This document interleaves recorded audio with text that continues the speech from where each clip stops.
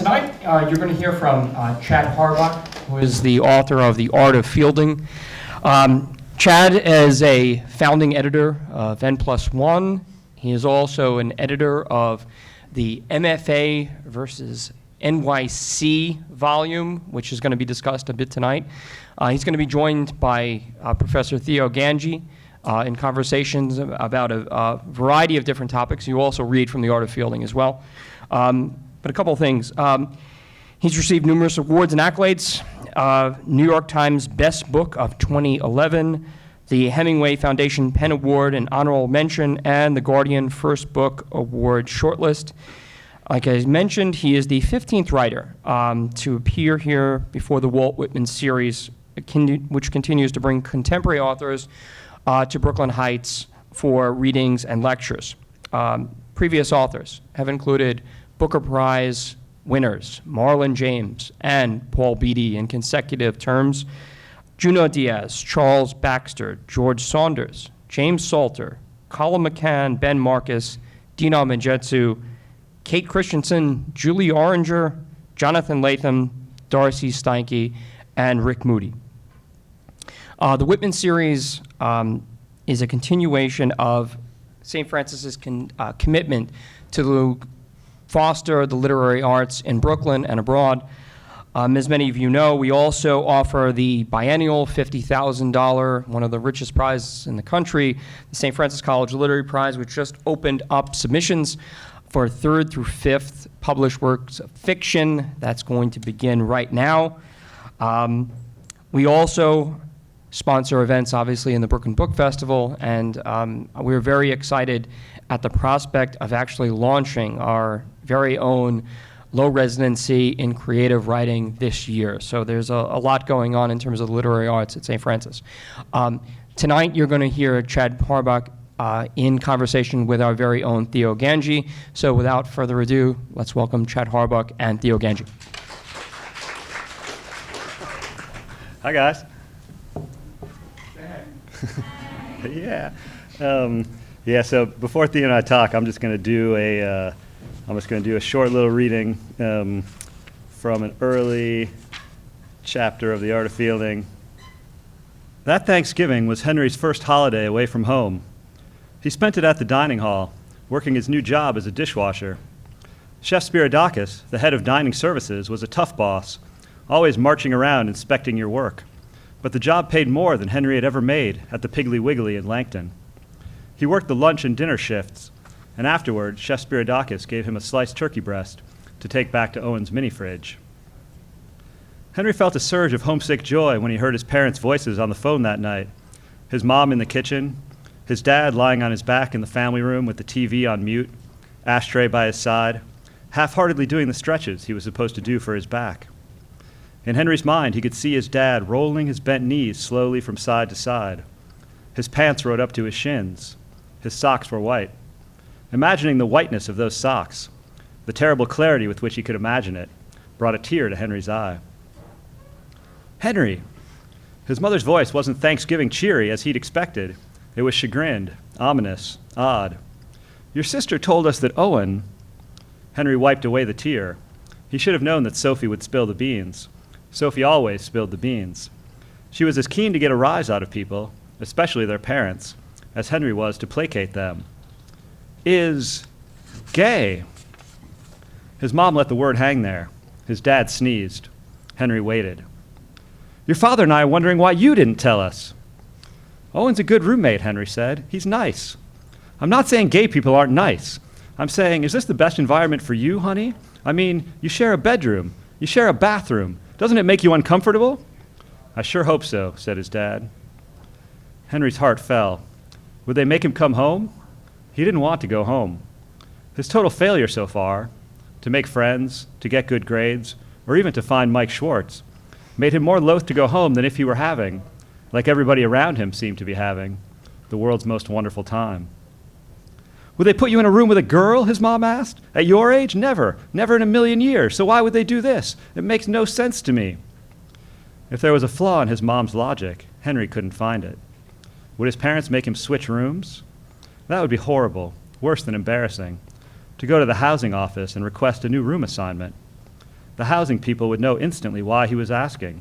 Because Owen was the best possible roommate, neat and kind, and rarely even home. The only roommate who'd want to be rid of Owen was a roommate who hated gay people. This was a real college, an enlightened place. You could get in trouble for hating people here, or so Henry suspected. He didn't want to get into trouble, and he didn't want a new roommate. His mom cleared her throat in preparation for a further revelation. We hear he's been buying you clothes. 2 weeks prior, on Saturday morning, Henry had been playing Tetris when Owen and Jason walked in. Owen, calm and chipper as always. Jason, sleepy-eyed and carrying a big paper cup of coffee. Henry closed the Tetris window, opened the website for his physics class. Hi, guys, he said. What's up? We're going shopping, said Owen. Oh, cool, have fun. The we is inclusive. Please put on your shoes. Oh, that's okay, Henry said. I'm not much of a shopper. But you're not a master of litotes, Jason said. Litotes. Henry repeated it to himself so that he could look it up later. When we get back, Jason said, I'm burning those jeans. What's wrong with these jeans? Henry looked down at his legs. It wasn't a rhetorical question. There was clearly something wrong with his jeans. He'd realized as much since arriving at Westish, just as he'd realized there was something wrong with his shoes, his hair, his backpack, and everything else. But he didn't know quite what it was. The way the Eskimos had 100 words for snow, Henry had only one for jeans.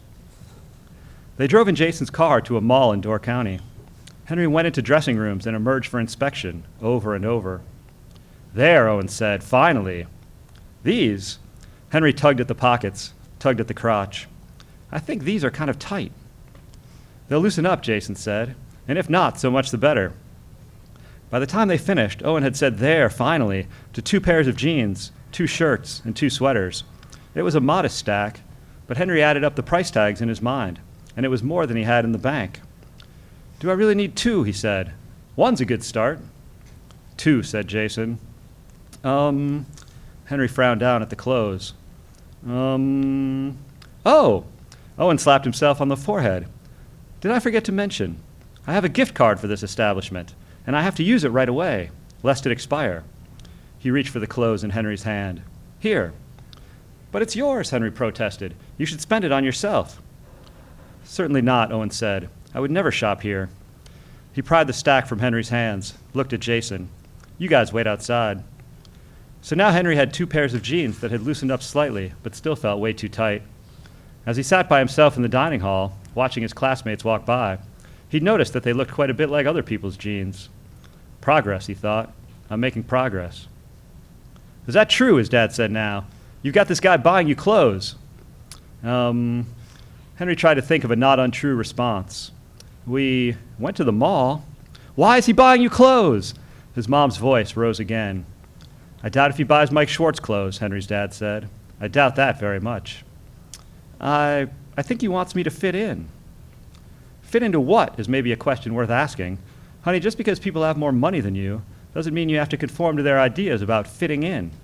You have to be your own person. Are we understood? I guess so. Good. I want you to tell Owen thank you very much, but you cannot, under any circumstances, accept his gifts. You're not poor, and you don't have to accept charity from strangers. He's not a stranger, and I already wore them. He can't take them back. Then he can wear them himself. He's taller than me. Then he can donate them to someone in need. I don't want to discuss this anymore, Henry. Are we understood? Henry didn't want to discuss it anymore either. It dawned on him, as it hadn't before, he was dense, he was slow, that his parents were 500 miles away. They could make him come home. They could refuse to pay the portion of his tuition they'd agreed to pay, but they couldn't see his jeans. Understood, he said.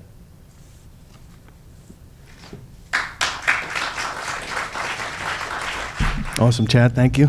Yeah. So, hi, how's everybody? So, I'm good. So, Chad and I actually go back. He was working on this masterpiece, The Art of Fielding.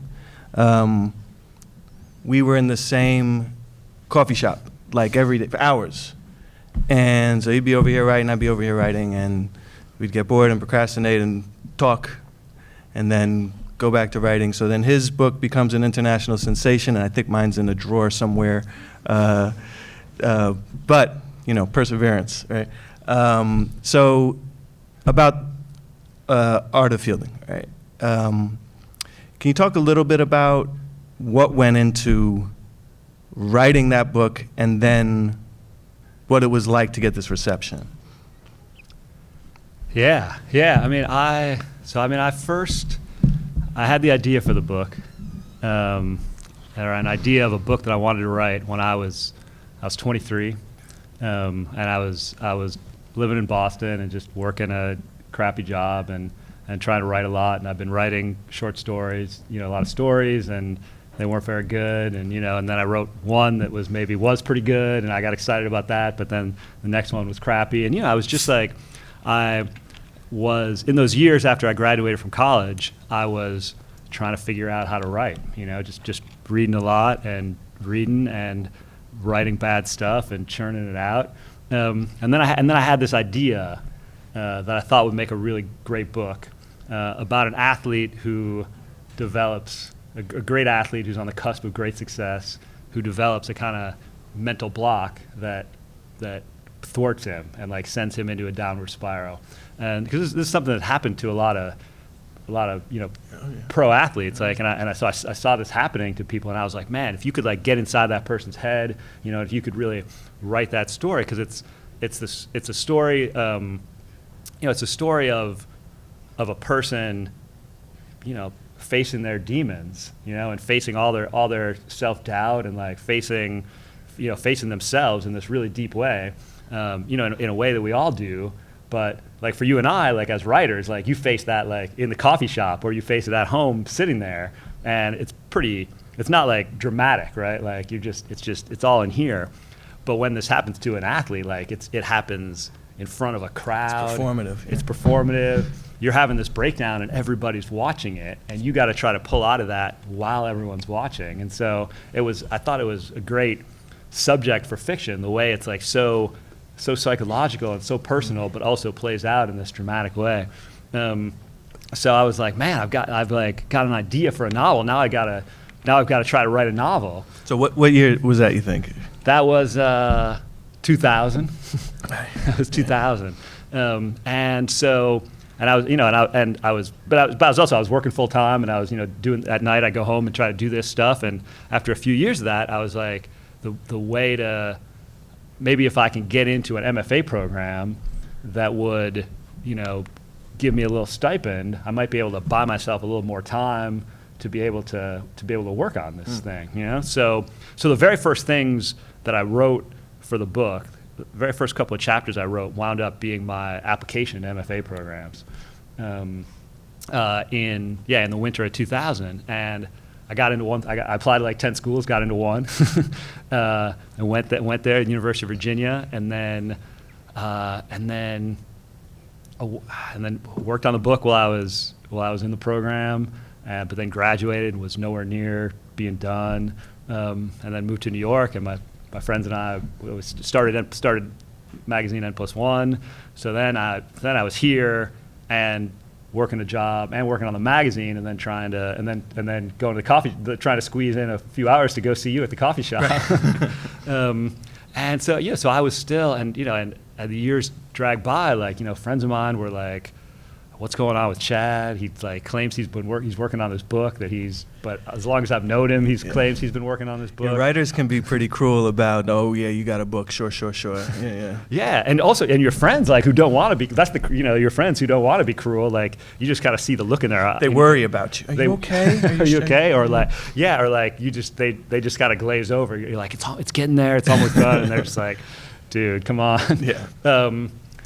So I finally, and it gets really, you lose faith in yourself, because 2007, 2008, I've been working on the book for 7-8 years, and you're not at the end yet. And there were times when I felt, man, I'm gonna just work on this book for the rest of my life, and it's never gonna get done, And yeah. So then I finally finished a draft of it in late 2009, and I could.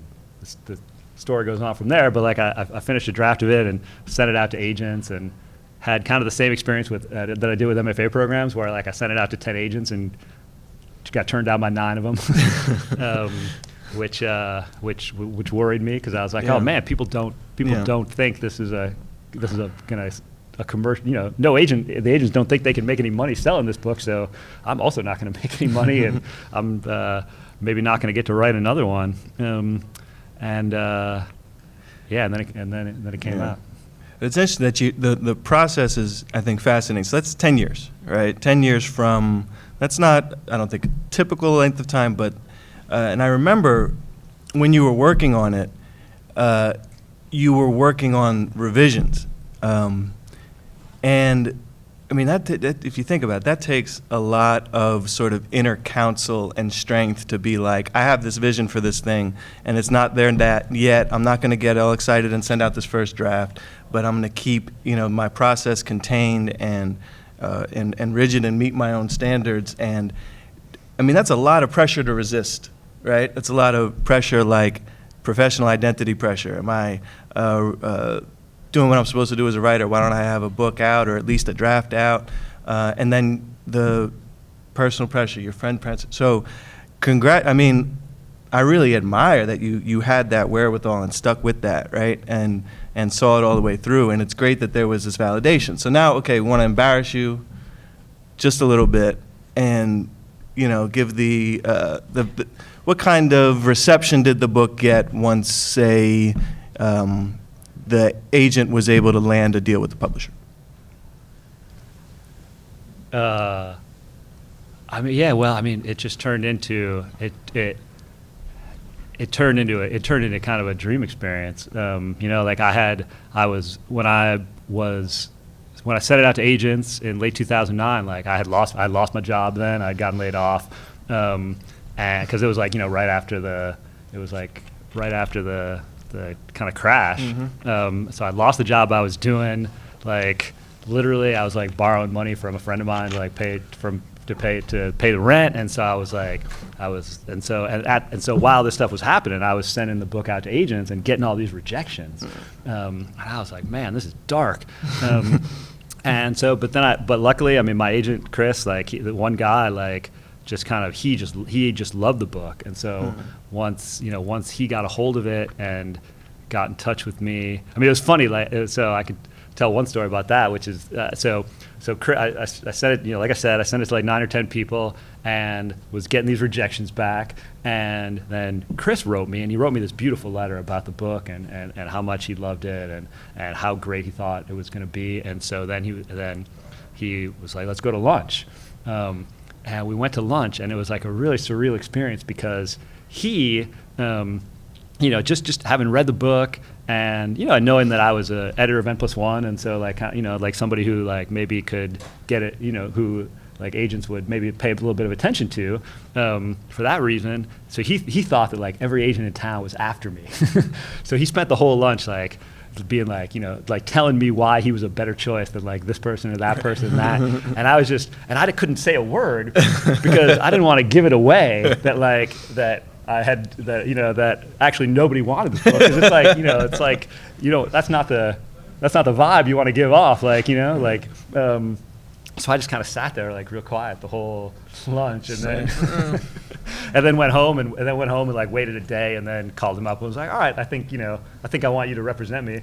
That was very smart. You played a little hard to get. Yeah, I didn't tell him that for a while, actually. I didn't tell him that for a while. But yeah, then I went back, and he suggested some revisions. I went back and spent another few months, kind of revising the book after that, and then we sent it out to publishers, and it just turned into a different experience where a lot of people wanted to publish the book, and it just was great from there, and then the book came out, and they still didn't know it, and then the reviews came out, and it just got these wonderful reviews. Yeah, it was very exciting. So there was a Vanity Fair article that tells a story about the process, writing the book, and all of these kind of what you're talking about. What was it like to be? I I mean, writers aren't featured in Vanity Fair particularly often, right? Especially like debut novelists aren't household names exactly. What was that like? And what was like the process of working, of making that article happen, like with Vanity Fair?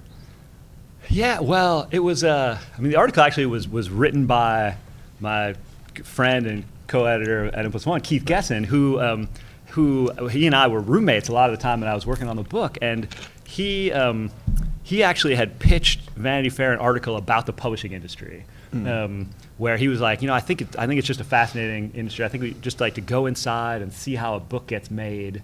Like, I think could be really good. And for some reason, Vanity Fair was into that, and they said, great. Like, what book are you going to do? And he started making all these suggestions to them about what book he might do it about. And finally they came back to him and they were like, well, don't you know Chad? And he was like, yeah. So they were like, why don't you do it about Chad's book? And he was like, really? So he spent months like writing this article, and the whole time so the only way in which I got interviewed for the article was just like talking to him.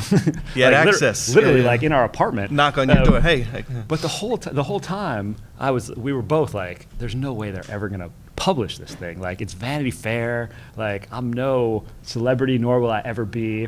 This article is like 15,000 words long, and then they're like, actually, we're publishing it, and so we need to do your photo shoot.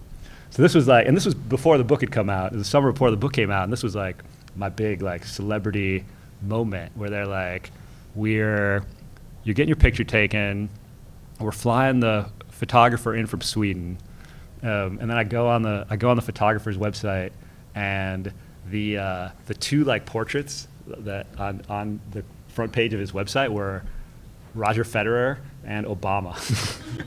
and they were beautiful. They were beautiful pictures. And I was like, oh my, holy cow. And they're like, we're flying this guy in with his crew, and the car's picking you up at 4:30 in the morning because we're going to the ball fields at Central Park, and we gotta get the light. We gotta take the photo at like 5:23, just as the sun is like coming up over the trees.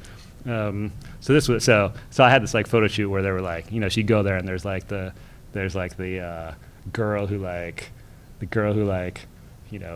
does your wardrobe, and the person who like messes up your hair, and like or if you even have any hair, right. And, of course. They're like there's like 13 people there like to take my photo. So that was my how incredibly self-conscious were you in it? Like, I mean, they're so good at their jobs that they make you feel that like they it. actually make you like feel at ease, which is not easy to do.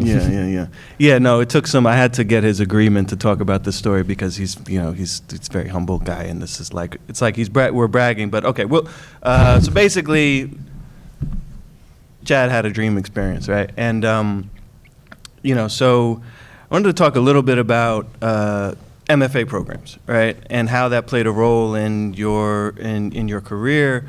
I did MFA program. went to Columbia around the same time you were, Virginia was, in 2000, right around 9/11. I was at Columbia now, and of course we're launching our program here at St. Francis, and Chad edited this great collection of essays called MFA versus NYC, about the sort of contrast of two literary cultures, one in academia and one in New York City publishing, right? So I was wondering about how kind of crucial was the MFA to your sort of following through and getting all the way that as far as you got. Yeah, it's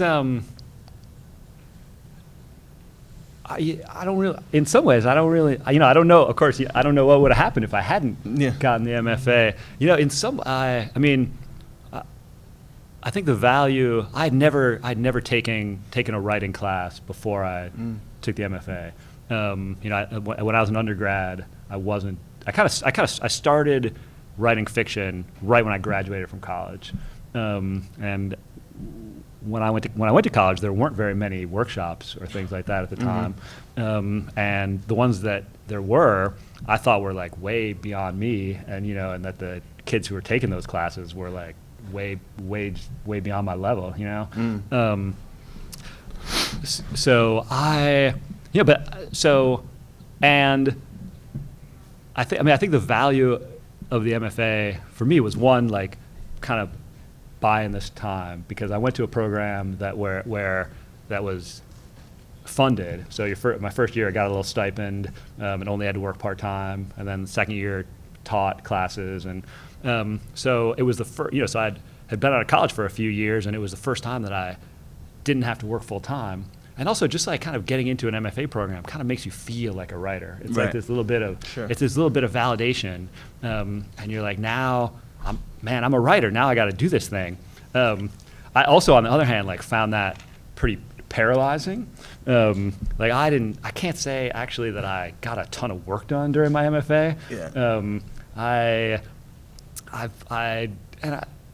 But I had a couple great teachers. Deborah Eisenberg, who's now teaching at Columbia, who's a wonderful writer, and was just such a warm and incisive teacher, and never having been in a workshop before, and never having studied writing in a formal way, to hear her talk about stories and to apply this kind of vocabulary about what makes fiction good, and about the craft of fiction, like, it gave me a vocabulary that I was then able to, or it put, like, I've been writing for a few years, and so I was thinking about these things in my head in an intuitive way, and she was able to kind of put language to a lot of these kind of problems of writing fiction that I was thinking about, and that was really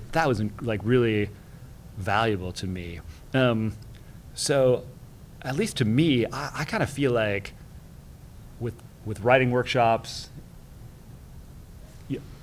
a few is great, and then, like, once I had taken a couple, then I felt like it kind of ran out of utility for me, But, like, those first couple teachers I had, those first couple people who really kind of showed me the ways in which I could become a writer, like, were so valuable to me.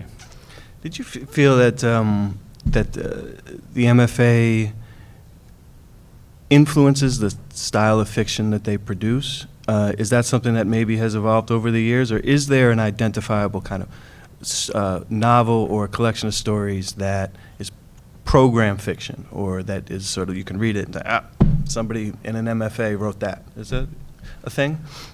No, I mean, I talk about this in the MFA NYC book. I think you definitely can't just read a book and tell. I think it's. I think that the fact that there's this whole MFA culture, the fact that most writers, like, go through these institutions now is, like, very important. But the way I phrase it in the book is I say, like, we are all MFAs now, by which I mean that you don't have to actually get an MFA nowadays to kind of absorb these kind of same the vocabulary, the way of thinking and relating to publishing and literature. Yeah, absolutely. Yeah, and and also because the way that the way that writers really learn, right, is by reading. Yeah. And so even if you're not getting an MFA yourself, but, like, you're reading the work of all these people who have gotten an MFA, you're kind of involved in all those same, in the same kind of ways of thinking. Yeah, it was my experience with the MFA, because some of my interests were a little different, maybe less considered literary. I liked crime fiction, I liked some genre stuff, and I found there wasn't a place for me. It's like I had to go to. There used to be a crime fiction store, stores actually all over, bookstores that would just specialize in crime fiction. All in New York, they're all gone. But that was where I wound up getting this free education. Whereas at Columbia, they're just kind of like, I don't know what to do with you. There's this Paul Auster. I think that's it, right? And well, I had the same. I mean, I felt a little bit like that just about working on a novel. I was going to ask him. Yeah. I mean, because that turned out to be one of the problems for me, because, like I said, I showed up at Virginia with the first few chapters of my book, and then you go into a workshop, and the workshop is really geared around writing short stories, because, like, the way the workshop functions is that you bring in something that's kind of finished, or a rough draft of a complete thing, and then you get feedback on it and you revise it. But if you're trying to write something longer, you run into multiple problems. One of which is that you have to turn in for class at specified moments, and then you kind of sit there, you stop writing in order to wait for your workshop to happen, and then the people in your workshop don't really know what to do with it anyway. They just say, "I'll keep writing," but nonetheless, you're really nervous about the work. So the whole thing is just geared around writing short stories. Yeah. And so when it was really only after I finished at UVA that I really figured out how to write a novel or that novel. That's crazy. Yeah. Which was because I think the way you write a novel is you just slowly and steadily go through the thing, and you accumulate this little stack of pages day by day, and you don't talk to anyone about it. And you try not to worry. You try not to worry about whether it's good or not. And then you say, okay, I'm going to do that every day for a year, or I'm going to do it for 6 months, take a month off, and do it for another 6 months, or whatever. But it's that slow accretion of pages, right. And it's that depth of thinking about it that didn't really fit the rhythm of a workshop for me. And it's really interesting because I think the conventional wisdom. I mean, sure, there's collections of short stories that get published and get people's careers going. But at the end of the day, you're a writer, you're a novelist, right? I mean, that's from the publishing point of view, writing is novels or nonfiction books, basically, right? And so it does feel like, at least maybe in this traditional format, there's this disconnect where, it's like we're encouraging you to write all these short stories, but in order to kind of have a career, you got to figure out on your own how to write a novel, in a sense. I think the low residency format might help with that, right? Because you're not submitting to a composed workshop every week, but you're working for, like you said, 6 months at a time, and then working with someone. So, I think the venues opening up for these programs might help to alleviate that, and also different styles or more commercial fiction being considered more serious by more people.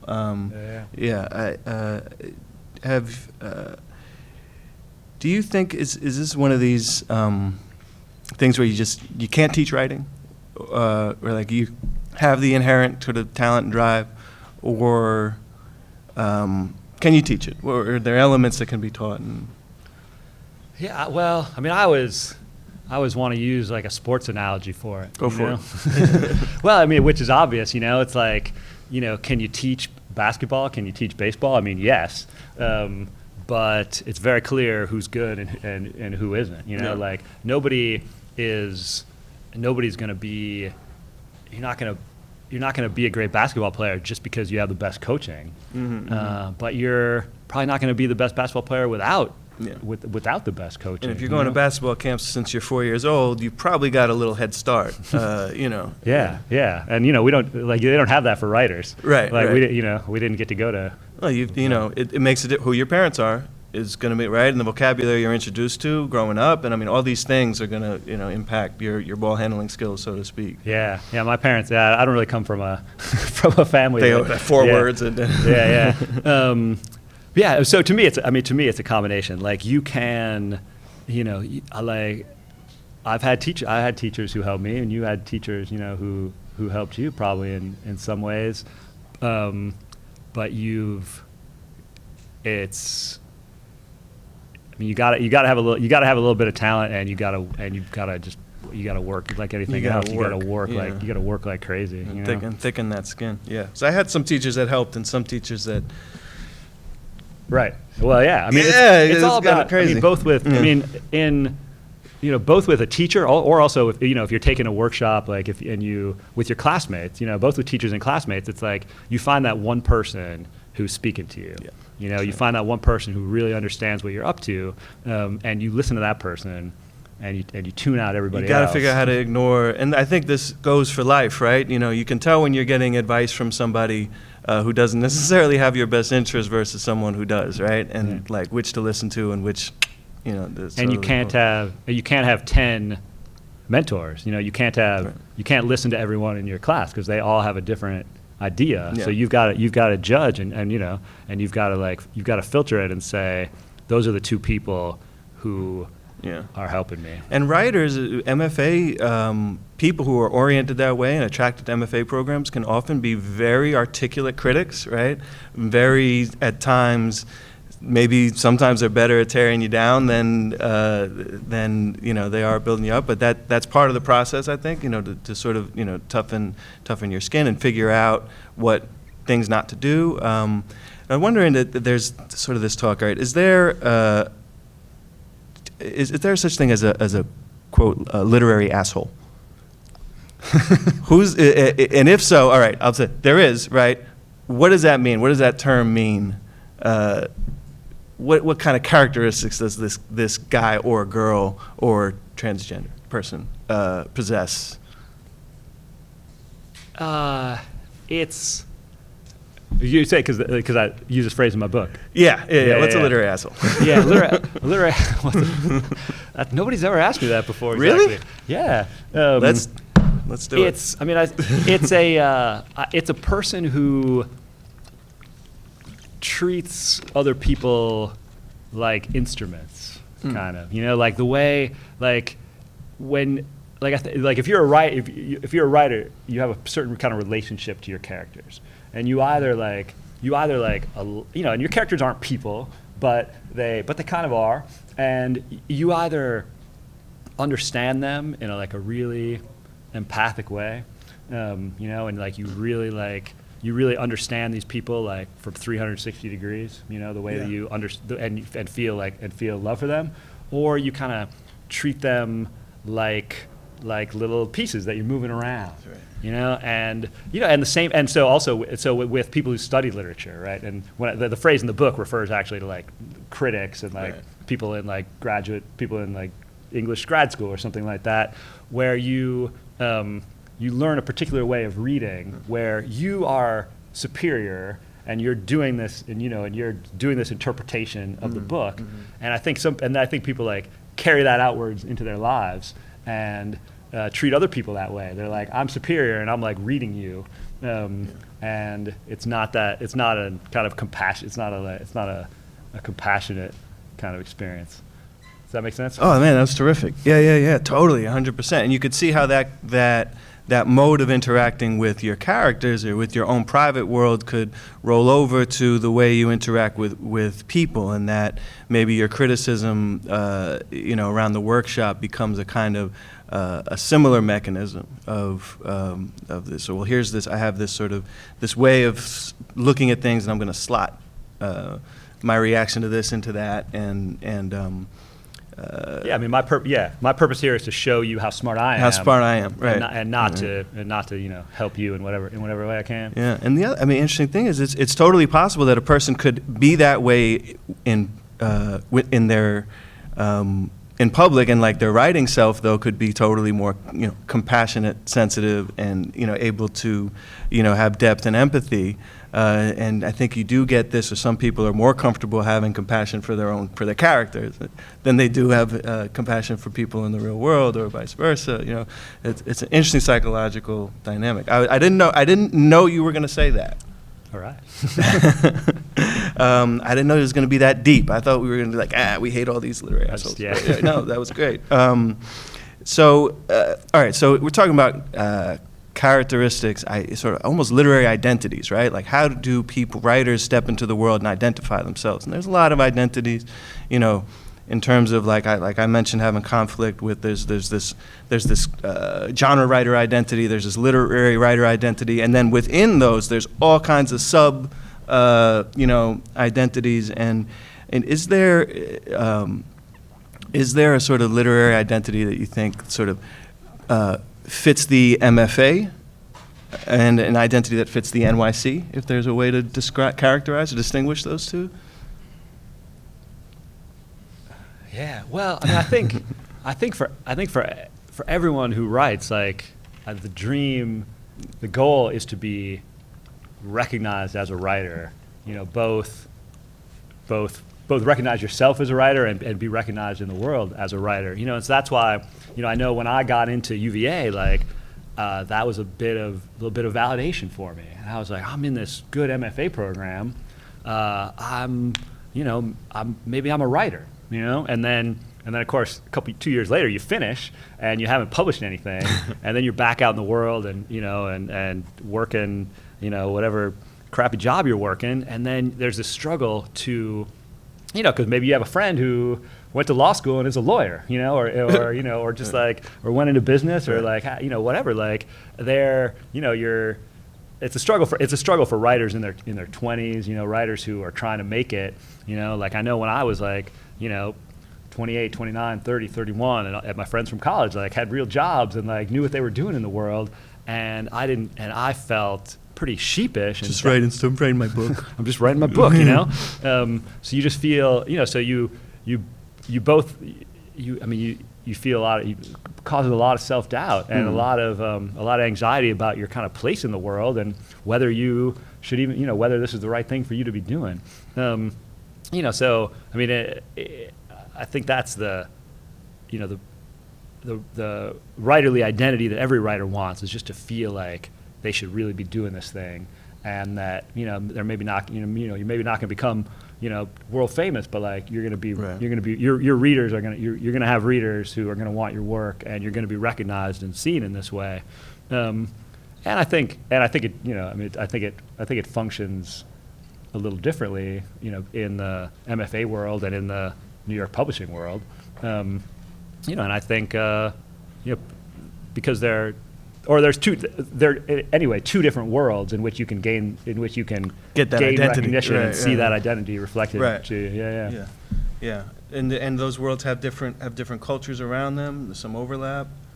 Like I was just wondering, does a commercial writer think of themselves, consider themselves, or think of themselves in one way, whereas a sort of the more literary writer thinks of themselves in another way, more esoteric, more intellectual, maybe more challenging to sort of status quo? Well, I mean, I just think it's funny. I mean, there are kind of different writers, for one thing, who are kind of really well known in each world. Like if you go because there's this kind of world of the MFA programs, and they kind of communicate with one another, and they have these visiting writers who go back and forth between them, and they all go to like the AWP conference, and they kind of travel in the same circles. And so so there are these there are writers who like Amy Hempel or Ann Beatty or Stuart Dybek, a lot of them short story writers, who are really famous in that world. Whereas in that MFA world, it's another another writer who's a Gary Steingart or Nicole Krauss, or there are writers who are kind of well known in New York and in that whole world who are less esteemed. So it's they're kind of parallel worlds in a way. Yeah, with some overlap. I see.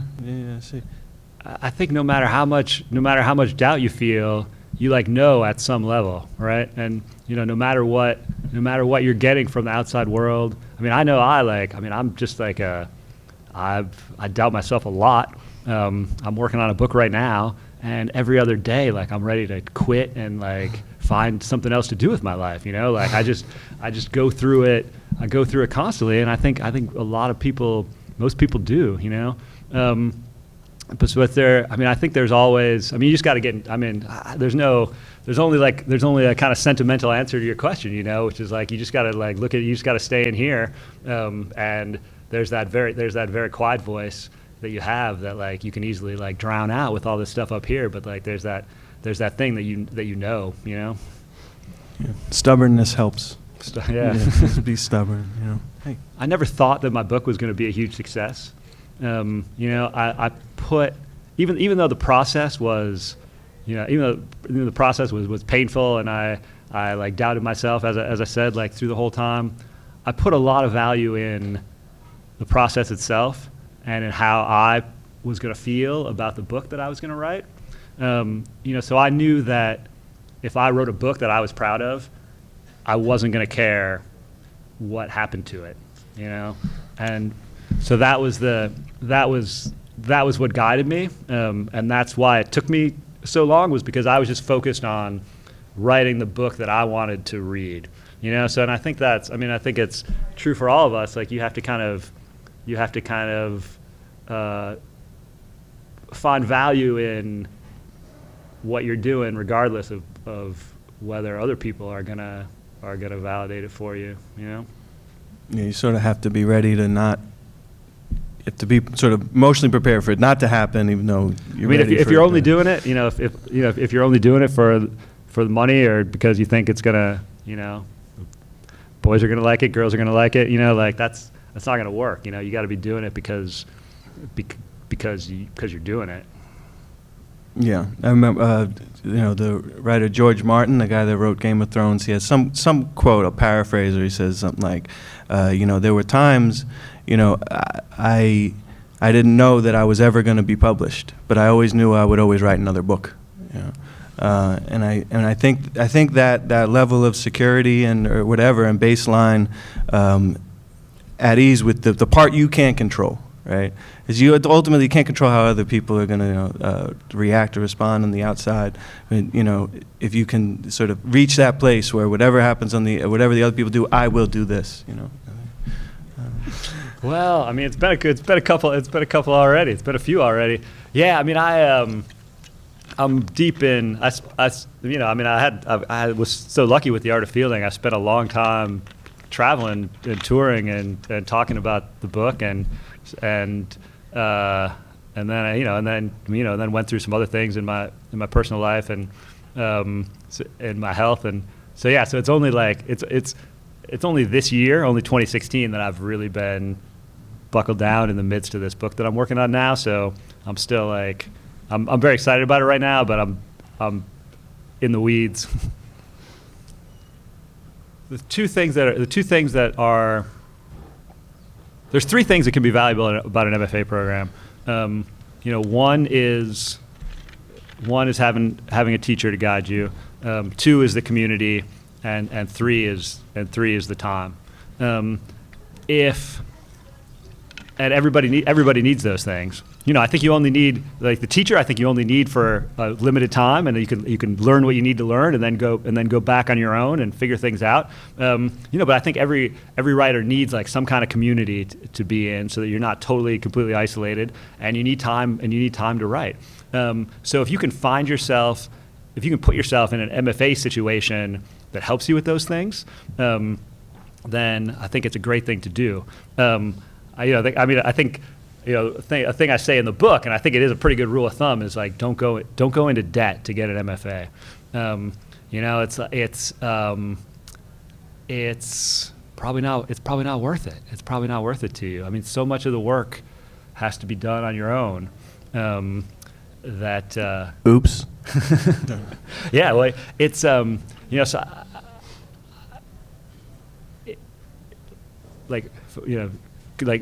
find a community and carve out time to write, but it's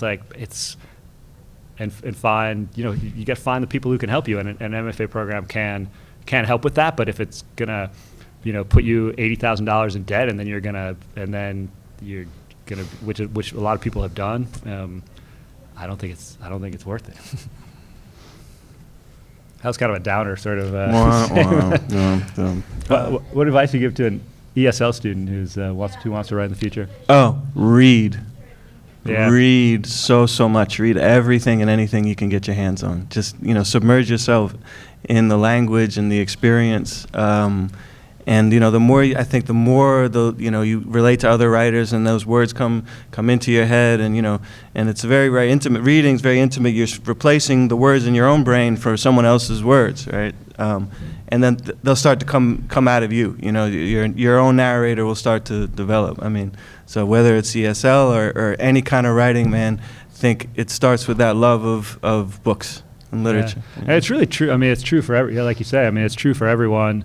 I think now that there's increasingly there's a lot of students are doing a lot of creative writing as undergrads, and you kind of, which is good. But I think there's a danger there of writing more and reading less. Right. And I think that the reading part of it is the ultimate tutorial in how to do it. And it's it's the key to every writer's development is to just read everything. You got to know what you want to do to another reader. you know, and you have to be that reader to be able to want to do that to a reader. You know, Yep. right? All right, any last questions, thoughts? In the back. Because I'm going to thank him for coming, and then that's it, okay? There's no going back. Mr. Harbach, thank you so much. It was Thanks- a real thanks, guys. pleasure. Thank you so much for coming out.